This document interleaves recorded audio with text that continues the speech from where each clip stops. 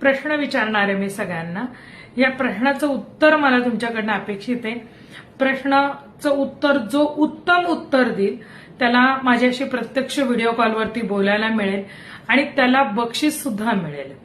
प्रश्न असा आहे की आपण पूर्वीच्या काळी काउंटर नव्हते का? तर पूर्वीच्या काळी वेगवेगळ्या देवतांसाठी वेगवेगळ्या जपाच्या माळा वापरल्या जायच्या। जसं कालीसाठी वापरली जाते हकीकाची माळ, तर विष्णूसाठी वापरली जाते तुळशीची माळ।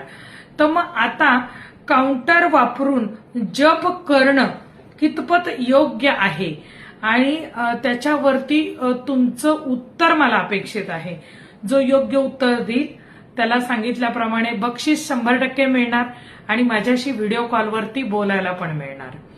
उत्तर द्या, कमेंटची वाट बघतेय। जय जगदंबा।